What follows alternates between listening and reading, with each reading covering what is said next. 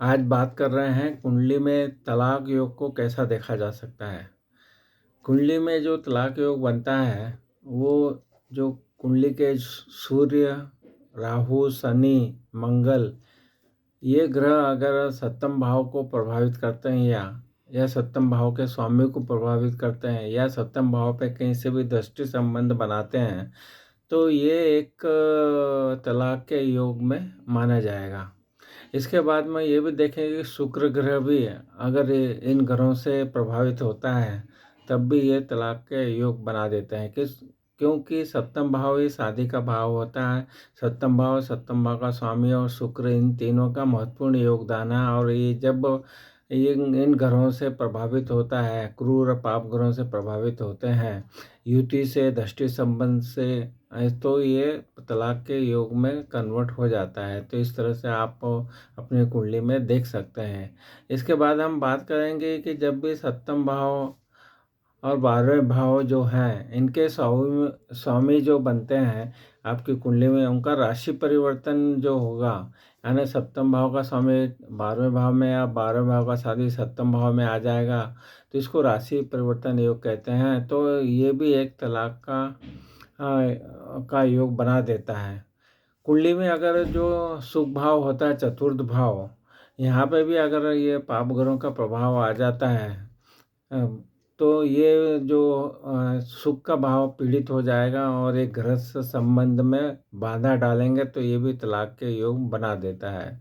तो ज्योतिष शास्त्र के अनुसार आप कुंडली का विश्लेषण कर सकते हैं। जब भी कुंडली में जो मंगल होता है, वो अगर पहले भाव में, चौथे भाव में, सातवें, आठवें और 12वें भाव में स्थित हो, आपकी कुंडली में कहीं पे भी अगर ये मंगल इन जो भाव बताएं इनमें स्थित होते हैं, और इसमें अशुभ ग्रह जो हैं, क्रूर और पापी ग्रह जो और दूसरे हैं, वो शनि, राहु, केतु, सूर्य, ये अगर इनको दृष्टि संबंध डाल रहे हैं या युति कर रहे हैं, प्रभावित कर रहे हैं, तो क्या ये भी जो है परेशानियां होती है वैवाहिक जीवन में, और जो परेशानियों के कारण तलाक की संभावनाओं को बढ़ा देता है। इस तरह से आप देखें तो कुंडली का जो 5वां भाव होता है वो प्रेम का भाव होता है, और 7वां भाव जो शादी का भाव है, यहाँ राहु अगर निगेटिव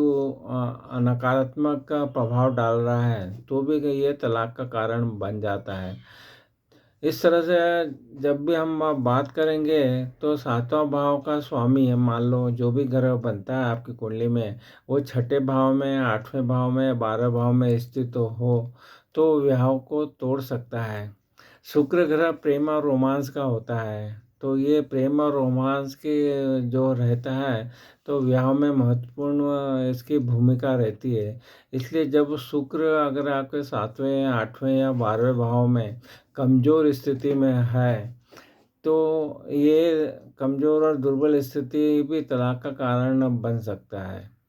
तो इस तरह से आप अपनी कुंडली में देखिए कि कैसे ये आपका, अगर ब्रेकअप का देखें, तो दो जो शादीशुदा जो लोग हैं आपस में नहीं बन रही है, हमेशा अनबन और क्लेश रहता है, तो ये ब्रेकअप की स्थिति जो बनाएंगे वो राहु, केतु, शनि और मंगल ग्रह जो हैं, ये चारों ग्रह जो हैं वो ब्रेकअप का कारण बन सकते हैं।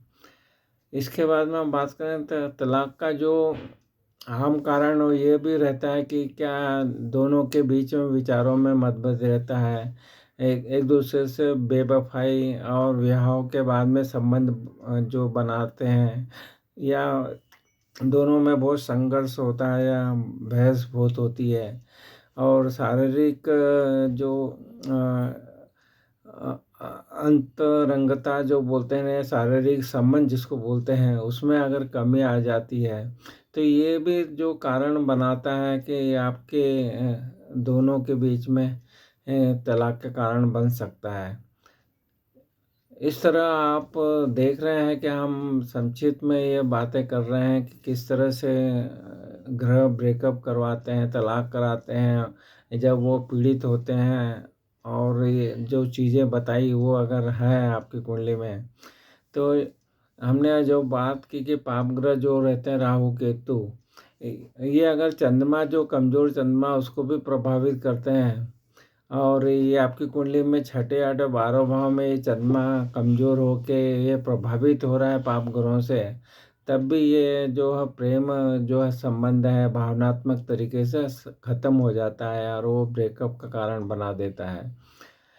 इसी तरह से 7वां भाव जो विवाह का भाव है और साझेदारी का भाव है,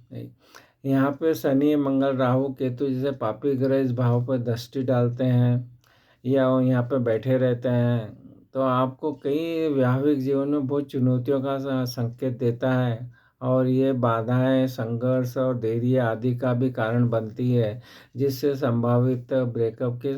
बन जाती है। तो तलाक के अगर हम विवाह हिंदू विवाह अधिनियम के बारे में बात करें, तो यहाँ पे इन सब चीज़ों को आधार माना गया है कि अगर आपकी कुंडली में अ, यदि आपकी कुंडली में ये 7 दोष होते हैं, जैसे व्यभिचार हो रहा है, क्रूरता हो रहा है, परित्याग हो रहा है, धर्मांतरण कर रहे हैं, पागलपन है, कुष्ठ रोगी हैं, यौन रोग है, संन्यास है, ये सब अगर योग कुंडली में बने हुए हैं, तो इस आधार पर भी तलाक के योग बन जाते हैं। तो आज हमने बात की किस तरह से आप अपनी कुंडलियों में इन जो भी अभी हमने बताया है, इनको लगा के देखेंगे तो ये तलाक के कारण बनते हैं।